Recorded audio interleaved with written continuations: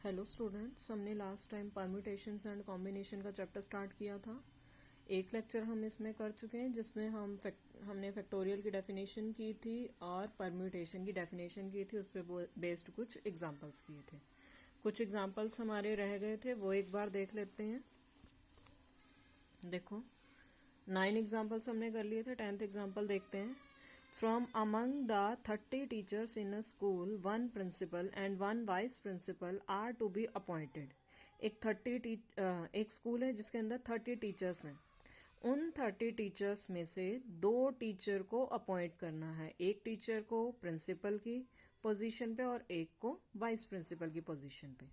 ठीक है, अब सिर्फ इन्होंने ये बता दिया कि 2 टीचर्स की पोजीशन बता दी और टोटल नंबर बता दिए। तो हमें करना क्या है, in how many ways can this be done, कि कितने वेज में इस काम को किया जा सकता है।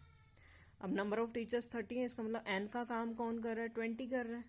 और एक प्रिंसिपल और वाइस प्रिंसिपल को इनमें से सिलेक्ट करना है। तो आर का काम कौन कर रहा है, ये प्रिंसिपल और वाइस प्रिंसिपल। टोटल कितनी पोजीशन सिलेक्ट करनी है, 2 करनी है। तो आर की वैल्यू कितनी हो जाएगी, 2 हो जाएगी। परम्यूटेशन का फॉर्मूला हमारे पास है ये एन पी आर। एन कितना है 30, आर कितना है 2। फॉर्मूला लगा देंगे, बस ये आंसर आ जाएगा। 870 वेज से हम सिलेक्ट कर सकते हैं एक प्रिंसिपल और एक वाइस प्रिंसिपल को 30 टीचर्स में से। ठीक है, नेक्स्ट क्वेश्चन देखते हैं। How many different signals can be given using any number of flags from 5 flags of different colours. अब यहाँ इन्होंने टोटल फ्लैग्स हमें दे दिए, 5 फ्लैग्स हैं डिफरेंट डिफरेंट कलर्स के। अब हमें बताना क्या है, कितने डिफरेंट सिग्नल्स इन फ्लैग्स की हेल्प से बनाए जा सकते हैं। अब इन्होंने ऐसा कुछ नहीं बताया, इन्होंने लिखा using any number of flags, कितने भी फ्लैग्स आप यूज कर सकते हो। तो हम क्या क्या ले सकते हैं पॉसिबिलिटी की, एक टाइम में आप एक फ्लैग यूज करके सिग्नल बनाओ, या एक टाइम में 2 फ्लैग यूज करो, या एक टाइम में 3, मैक्सिमम एक टाइम में कितने 5 फ्लैग्स ले सकते हो। तो बस उसके अकॉर्डिंग निकालते जाएंगे। टोटल फ्लैग कितने हमारे पास 5। अगर हम 1 फ्लैग एट अ टाइम लें तो n हमारा कितना है, टोटल चीज तो हमारे पास 5 है ना, तो n 5 हो गया। 1 फ्लैग एट अ टाइम, तो r की वैल्यू कितनी हो गई, 1 हो गई। तो हमारे पास परम्यूटेशन कितना आ जाएगा, 5p1। वैल्यू हमें पता 5 फैक्टोरियल बाय 5 माइनस 1 फैक्टोरियल, मतलब 5 फैक्टोरियल बाय 4 फैक्टोरियल, कितना हो जाएगा 5। 2 फ्लैग्स एट अ टाइम, मतलब r की वैल्यू अब क्या हो गई है, 2 हो गई है। तो इसकी वैल्यू क्या हो जाएगी, 5p2। इसको खोलना आता है, फॉर्मूला है हमारे पास। ऐसे ही 3 फ्लैग्स एट अ टाइम का क्या हो जाएगा, 5p3। 4 का भी आ जाएगा, और मैक्सिमम कितने जा सकते हैं, 5 flags at a time. Total ways कितने हो जाएंगे, 1 एट अ टाइम भी निकाले, 2 3 4 5 सबको निकाल लिया हमने। इन सबको ऐड कर दो, आपके पास टोटल वेज आ जाएंगे। कितने सिग्नल आप बना सकते हो, 325 सिग्नल्स बन सकते हैं। ठीक है, फॉर्मूला लगा हुआ, कुछ नहीं किया हुआ। नेक्स्ट क्वेश्चन देखते हैं। How many words can be formed from the letters of the word triangle? कि एक हमें वर्ड दे दिया ट्राइंगल, ट्राइंगल। ठीक है, अब इसके वर्ड्स को यूज करके, इसके अल्फाबेट्स को यूज करके आप कितने वर्ड्स बना सकते हो। कोई इन्होंने ऐसा नहीं दिया कि कॉम्बिनेशन यही आपको यूज करना है, या ये वाला पहले बीच में डालना है, किसी भी तरह से। सिर्फ इन्होंने कहा है कि अरेंज करना है आपको, इनको किसी भी तरीके से करो। बस थोड़ी सी एक कंडीशन क्या लगा दी है, how many of these will begin with T and end with E. अच्छा, पहले तो हमें निकालना है कि कितने वर्ड्स हम ट्राइंगल की हेल्प से बना सकते हैं। टोटल कितने हैं हमारे पास, 1 2 3 4 5 6 7 8। 8 हमारे पास लेटर्स हैं, और 8 eight a time he use करना है हमने। तो एन की वैल्यू तो हमारे पास ये 8 लेटर्स की वजह से 8 आ गई है, और 8 लेटर्स का ही हमें वर्ड बनाना है। तो इसका मतलब 8 एट अ टाइम यूज करने हैं। तो आर की वैल्यू क्या हो जाएगी, 8। तो हमारे पास इन लेटर्स को यूज करके कितने वर्ड्स बना सकते हैं, 8p8। कितना आ जाएगा, 8 फैक्टोरियल बाय 8 माइनस 8 फैक्टोरियल, मतलब 8 फैक्टोरियल बाय 0 फैक्टोरियल। 0 फैक्टोरियल कितना होता है 1, तो वैल्यू क्या आ जाएगी 8 फैक्टोरियल। ठीक है, 8 फैक्टोरियल वर्ड्स आप इन अल्फाबेट्स की हेल्प से बना सकते हो। और नेक्स्ट इन्होंने क्या पूछ लिया कि ऐसे वर्ड्स इनमें से कितने बना सकते हैं जिनकी स्टार्टिंग टी से हो और एंडिंग ई से हो। मतलब स्टार्टिंग और एंडिंग पॉइंट तो इन्होंने फिक्स कर दिया, इनको तो हमने छेड़ना ही नहीं है, तो इनको हम अपने टोटल नंबर से ही बाहर कर देते हैं। बीच में अब कितने बच गए हैं, 1 2 3 4 5 6, 6 अल्फ़ाबेट बीच में बच गए हैं, तो n की वैल्यू अब क्या हो जाएगी, 6 हो जाएगी। और इन सब को यूज़ करके अब वर्ड्स बनाने हैं, मतलब क्या करना पड़ेगा, 6 एट अ टाइम की बात हो रही है। इन्होंने ऐसा तो नहीं कहा ना कि इसको यूज़ नहीं करना है, इसको जो जिनको यूज़ नहीं करना था उनको तो हमने बाहर निकाल दिया। अब इन 6 के 6 को यूज़ करना है, तो आर की वैल्यू भी क्या आ जाएगी, 6 आ जाएगी। तो इन 6 अल्फ़ाबेट से कितने बनाए जा सकते हैं वर्ड, 6p6, मतलब कितना हो जाएगा, 6 फैक्टोरियल। ठीक है, नेक्स्ट देखते हैं, in how many ways can 6 rings of different type he had in 4 fingers, be had in 4 fingers। अब देखो हमारे पास है क्या, 6 रिंग्स हैं हमारे पास, इन 6 रिंग्स को कितने फिंगर्स में डालना है, 4 फिंगर्स में। ठीक है, अब इसके लिए हम क्या करेंगे, मान लो 6 अलग अलग टाइप्स की रिंग है, फर्स्ट रिंग ली हमने, फिंगर्स कितनी है, 4 है, मतलब या तो हम इस फिंगर में डाल सकते हैं फर्स्ट रिंग को, या इसमें या इसमें या इसमें, मतलब फर्स्ट रिंग को 4 फिंगर्स में डालने के कितने वेज हो गए हमारे पास, 4 वेज हो गए हैं, या इसमें डालो, इसमें डालो, या इसमें डालो, या इसमें डालो। ठीक है, ऐसे ही सेकंड रिंग पे जब आप पहुंचे तो कितने वेज हो गए हमारे पास, 4 हो गए। थर्ड रिंग पे पहुंचे तो उसके भी कितने, 4 वेज आ जाएंगे। ऐसे ही 6 की 6 रिंग्स के हमारे पास 4 4 4 करके इतने वेज आ जाएंगे। अब 6 की 6 रिंग्स डालनी है, इन्होंने ये तो नहीं कहा ना at any one ring, any of these 1 rings डालनी है 4 फिंगर में। अब परम्यूटेशन में हमने क्या पढ़ा था, जब सारे के सारे इवेंट एक साथ करवाने हो तो उसके लिए क्या हो जाएगा, जितने वेज बाकी सबके इंडिपेंडेंट आ रहे हैं उन सब की प्रोडक्ट कर दो, 4 into 4 into 4 into 4 into 4 into 4, कितनी बार है, 1 2 3 4 5 6, कितना हो जाएगा, 4⁻6। ये आपके नंबर ऑफ वेज आ जाएंगे कि 6 रिंग्स को आप 4 फिंगर्स में इतने वेज से आप डाल सकते हो। ठीक है, इसके बाद देखो नेक्स्ट टॉपिक हमारे पास क्या है, कॉम्बिनेशन का। Each of different groups or selections which can be formed by taking some or all of a number of objects irrespective of their arrangement is called a combination। Combination में देखो हमारे पास क्या होता है, परम्यूटेशन में क्या था, हमारे पास एक अरेंजमेंट होता था कि इस तरह से आपने अरेंज करना है, इसको आगे अरेंज करो या इसको पीछे अरेंज करो। जैसे कॉम्बिनेशन में परम्यूटेशन में हमने क्या पढ़ा कि मान लो 3 ऑब्जेक्ट हैं, अगर हाँ आपको 2 एट अ टाइम लेने हैं तो आप ए बी इस तरह से ले सकते हो, या बी ए, इसको अलग अलग मान के चलते थे ना, या ए सी C A B C C ए, ये तरीके होते थे हमारे पास। ये एक फिक्स टाइप का अरेंजमेंट होता था किसमें, परम्यूटेशन में। अब कॉम्बिनेशन में क्या है, उन सारे ग्रुप्स में से हमने इस तरह से कॉम्बिनेशन लेना है, या इस तरह से आपको बताने की कोई काम हो सकता है कि अरेंजमेंट का कोई चक्कर नहीं है यहाँ पे कि किस तरह से आपको इसी तरह से अरेंज करना है, किस तरह से। मान लो यहाँ पे 3 ऑब्जेक्ट हैं ए बी सी, तो इसको आप ए बी या बी ए करोगे तो यहाँ पे इसका मीनिंग सेम चलेगा।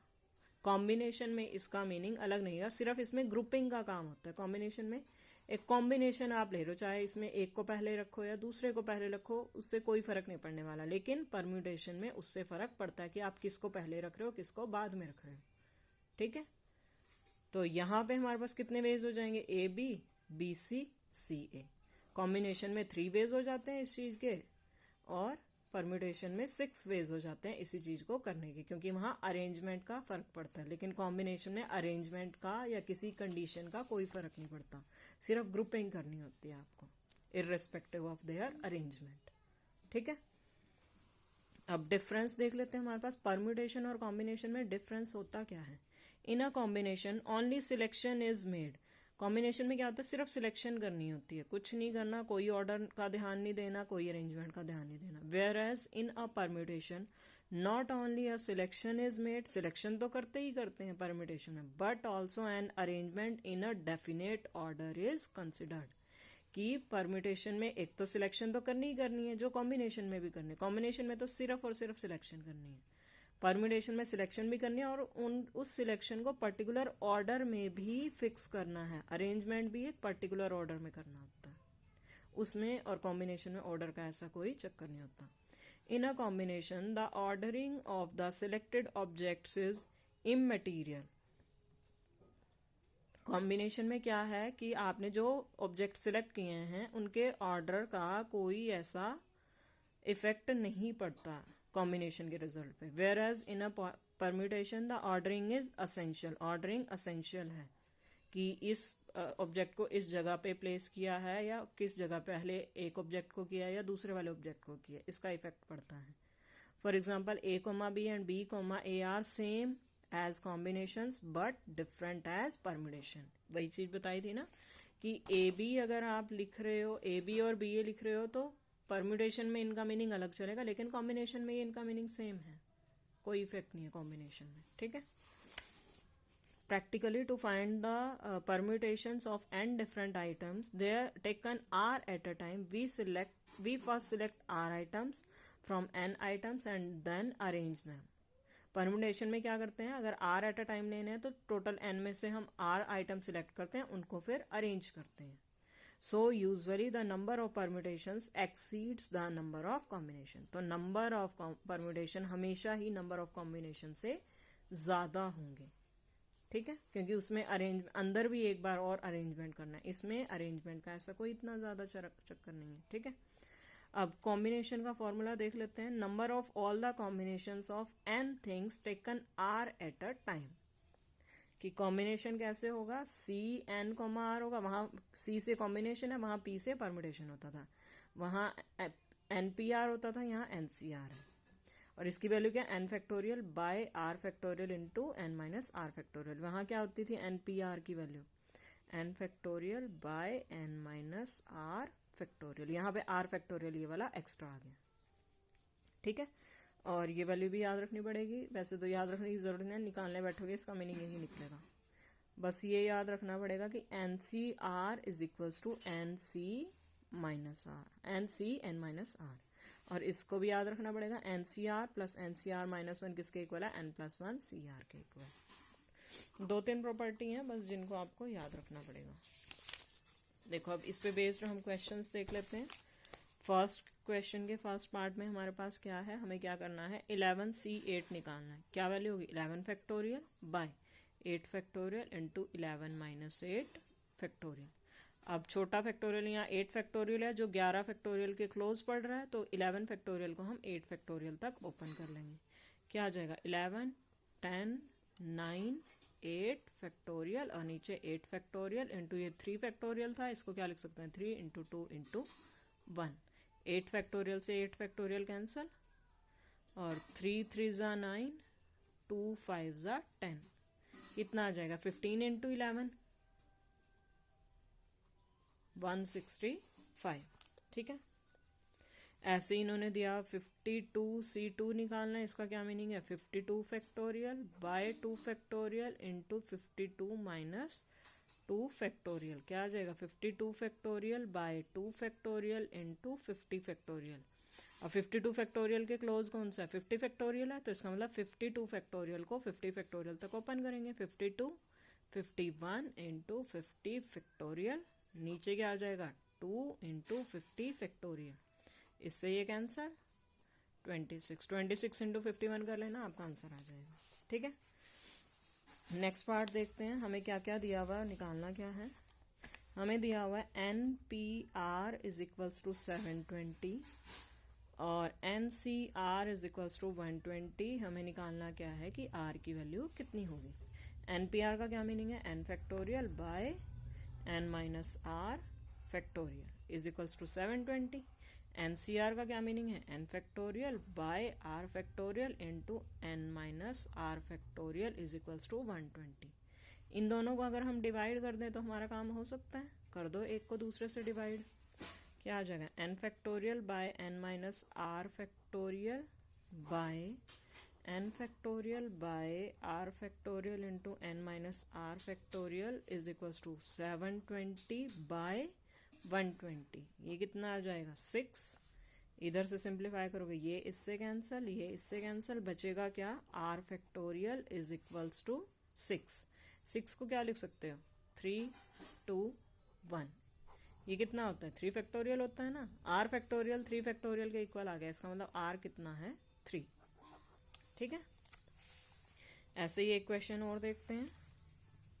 हमें क्या दिया हुआ है 2nc3 ratio nc2 is equals to 12:1।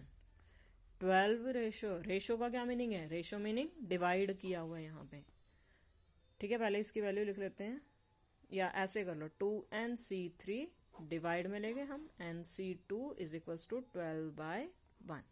क्या मीनिंग है 2nc3 का 2n factorial by 3 factorial into 2n minus 3 factorial divide by n factorial by 2 factorial into n minus 2 factorial is equals to 12, ठीक है।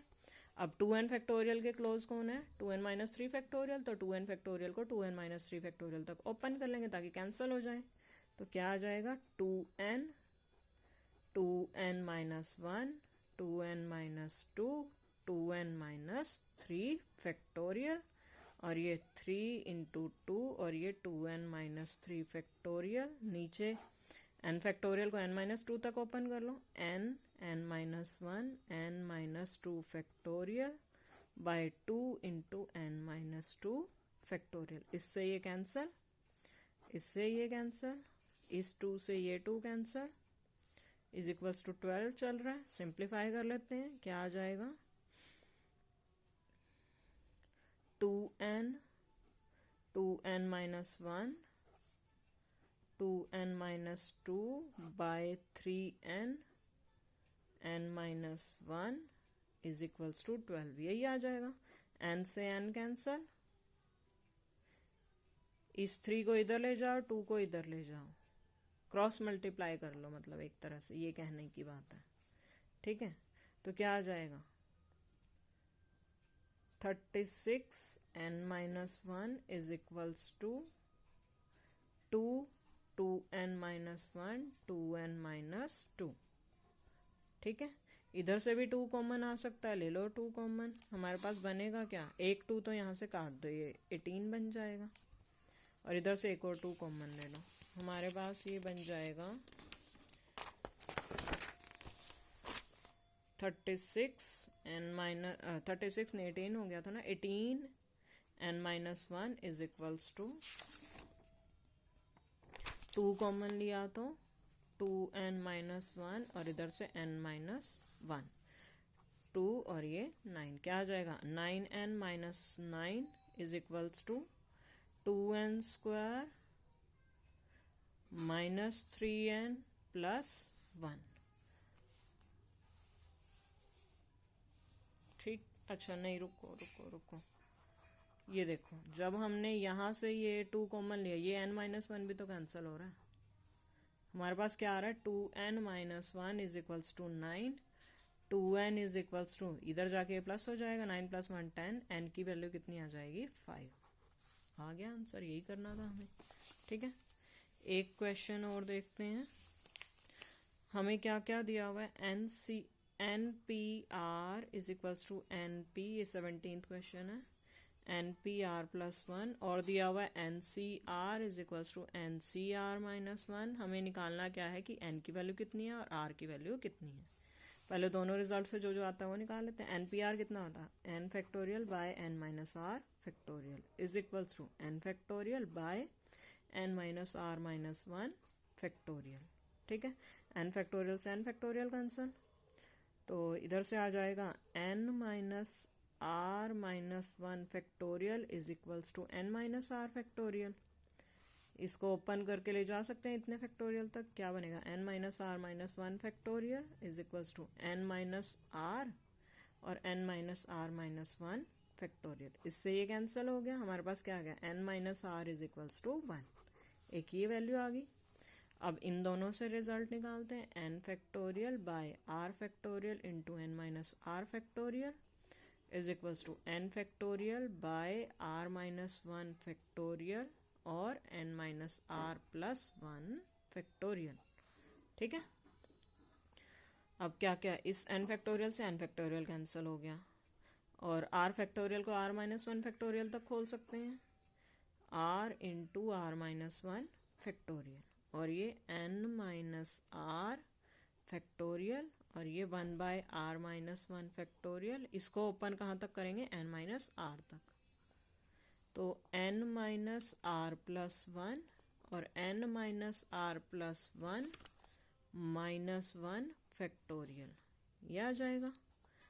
1 से 1 कैंसल, ये r माइनस 1 फैक्टोरियल से r minus 1 factorial, इधर बच रहा है r n minus r factorial, और उधर क्या बच रहा है 1/n माइनस r प्लस 1 और n माइनस r फैक्टोरियल।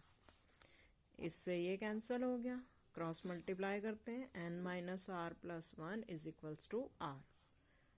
ठीक है, मतलब ये हमारे पास बन रहा है, r को इधर ले आओ, 1 को उधर ले जाओ, n minus 2r is equals to minus 1।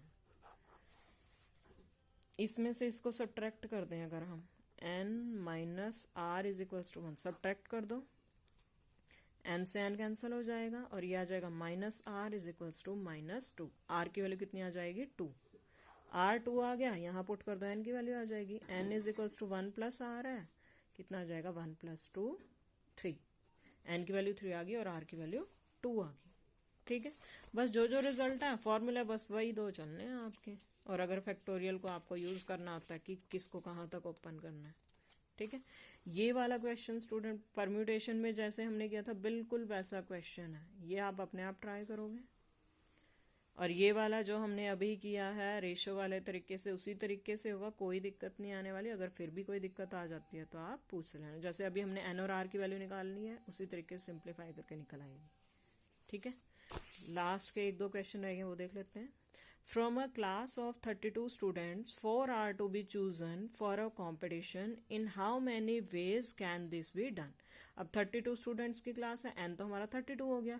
अब किन्हीं भी 4 स्टूडेंट्स को सिलेक्ट करना है कंपटीशन के लिए। अब यहाँ कोई ऑर्डर कुछ भी ऐसा मेंशन नहीं किया कि इस तरह से अरेंजमेंट चाहिए या हमें किस तरह से चाहिए, तो यहाँ पे क्या काम करेगा आपका कॉम्बिनेशन। r कितना है 4, n कितना है 32, लगा दो वैल्यू 32c4। ठीक है, आ जाएगा आंसर।